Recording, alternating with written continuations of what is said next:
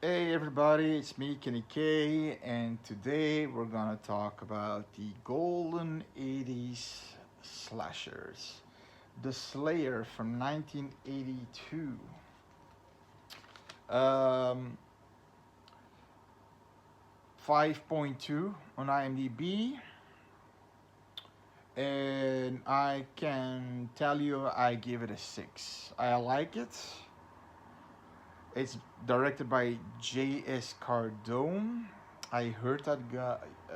I heard that name fall a few times. I did not look at his filmography, and then you have a cast that I've seen like that person. Oh man, in a movie one time, but it's not really. It ain't A or B list actors in my opinion. But the acting was good. You got Kay, her husband David, Eric, Carol. So two couples. Eric is the brother of Kay, and he is a boss of a commercial company. Kay is an artist, and she writes what she dreams. David is a doctor. Carol, I don't know. It's never said.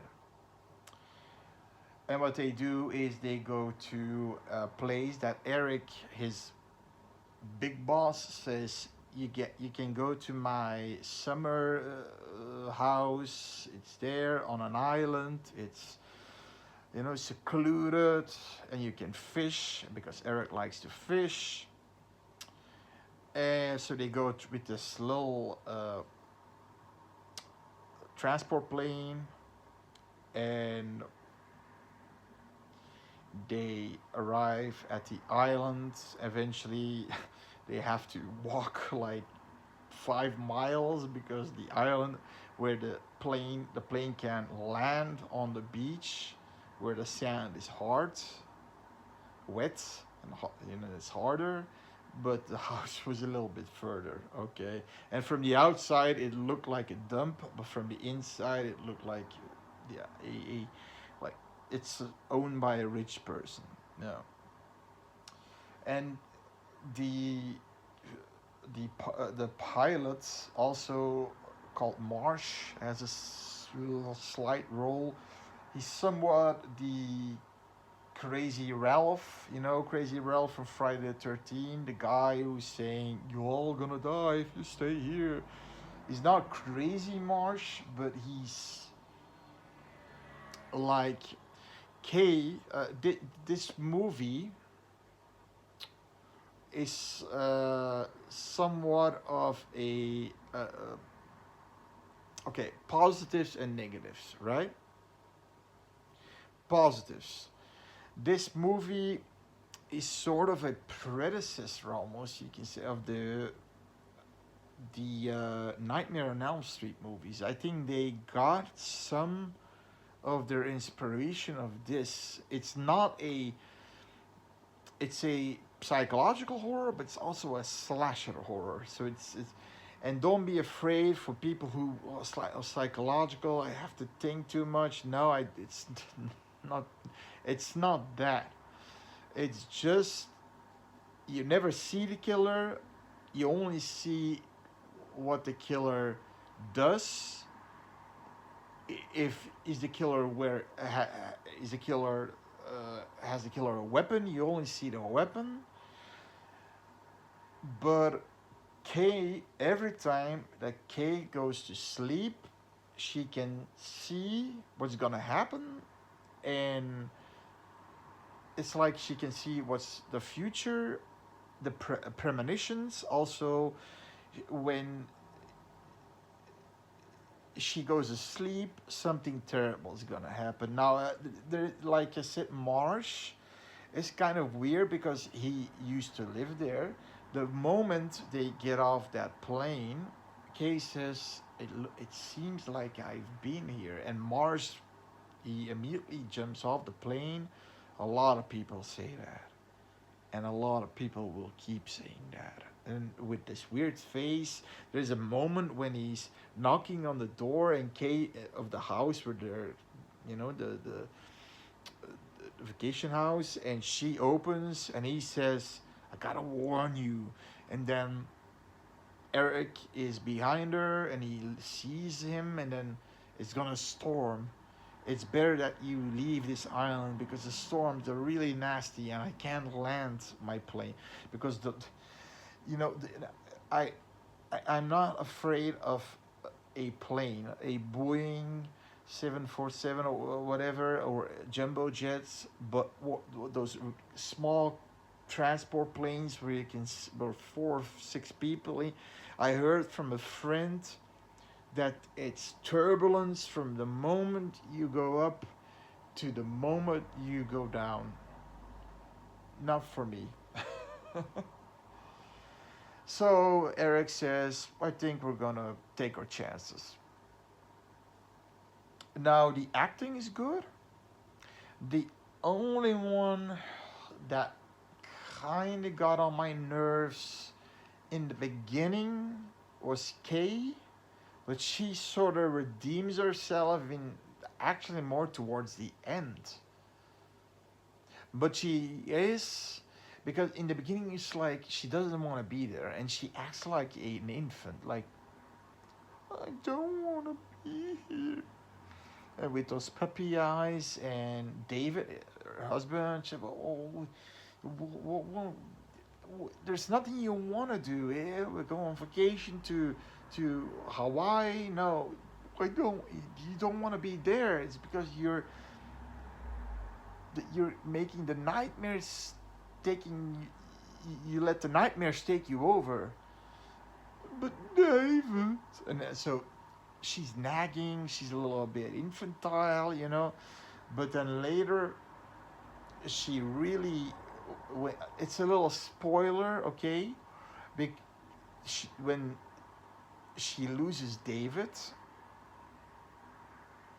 she starts to know what's gonna happen, and she doesn't want to go to sleep anymore, and she's really uh, giving it her all to convince Eric and Carol, her brother, and his wife.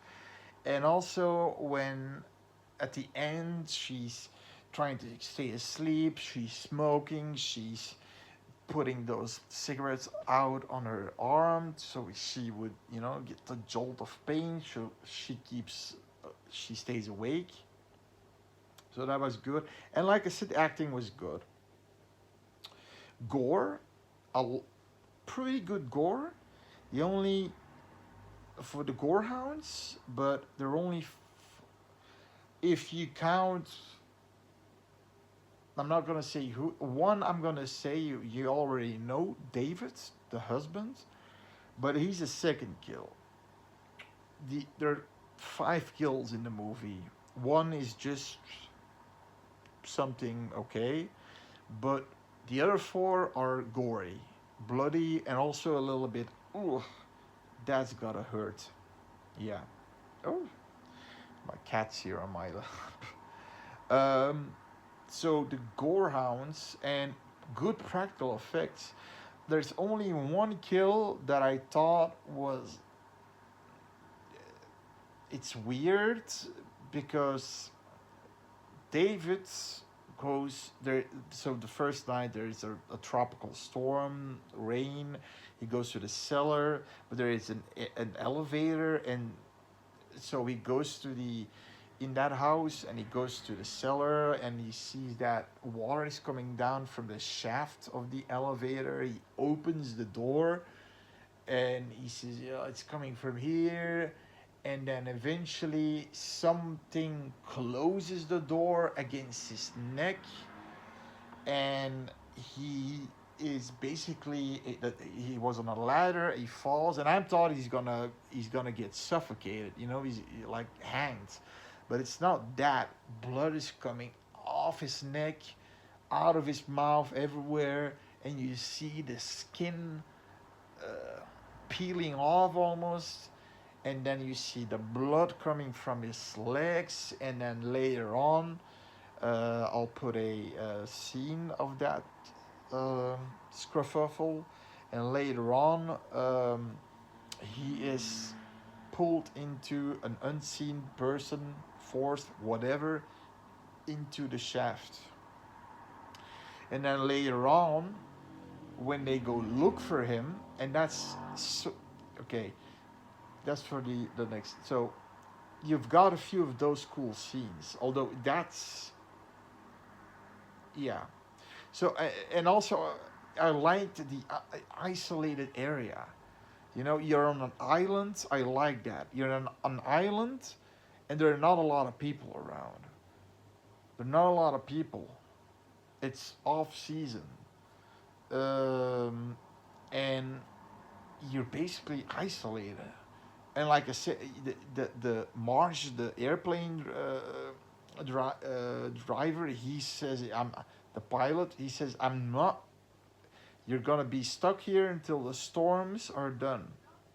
So you know, it's very isolated. You know, you can't escape. The island isn't that big, and you know, and if there's a killer loose, there are almost no houses except this a few walls that are standing, brick walls, and a rundown old theater, which apparently Kay also saw in her dreams and wrote down. So that's also one of my positives. Now let's go. Yeah, on the fence. That's what I'm on the fence. Like, apparently, David by and like those boards of those shaft boards, you know, when opening, were like this thick. He wasn't pulled. Nobody was pulling on his head or his legs. I mean, or uh, or it was off screen. But you losing your fucking head like that, I don't know. I don't know. And so much blood, I don't know. But okay, that's on the fence, and that's the only. It's a nitpick. Negatives. The negatives are um, they when they look for David, you know, it's they go they're going around the island. So Carol's going there, Eric is going there, and then because of Kay, oh, she wrote down that old theater. She's going to the theater, and first you see David mainly, and he's constantly yelling David. They're going around the entire island, and it takes about almost 10 minutes of them just looking and yelling David. Almost 10 minutes. So, oh my god, that took a long time. Yeah. Eventually, Kay, when Kay, you got another scene, and it's actually one of my positive scenes when Kay eventually goes to the sorry, so this is positive when she goes to the theater, the old theater. She's scared by a rat, and behind her there's a hand flickering her hair, and she looks up, and there's a upside down body of her husband without a head hanging. I'll put a clip. There's a clip here too, and that was pretty cool in my opinion. But negatives, back to the negatives. That 10 minute search. It could have been a little bit, you know, narrowed down to maybe a few minutes, and then Kate goes to the, you know, to the theater. The there's a twist at the end that I did not like. No, no. There are actually kind of two twists. One is okay. Second one, um, even three twists. But the last one, where the movie ends, it's not a good one. No, no, they shouldn't have done that. It should have ended with a second twist. So that being said, it's a good movie. It's a good slasher movie. It's made in the golden era of slashers, and I assure you, it is a slasher. I just, spoiled one kill, but the other, at least three other kills are going to be bloody, really bloody. And one, like I said, is like, ugh, that's gotta hurt. So, Gorehounds, the acting, like I said, the environment, like I said, it's pitch dark when they're on the island, so it's creepy. You only hear the waves. It's pretty good. It's pretty good, you know. I think you should give this, like I said, I give it a 6. Have seen this movie multiple times, and I think if you're a slasher fan, but also you like some good acting, and you like a little bit of tension.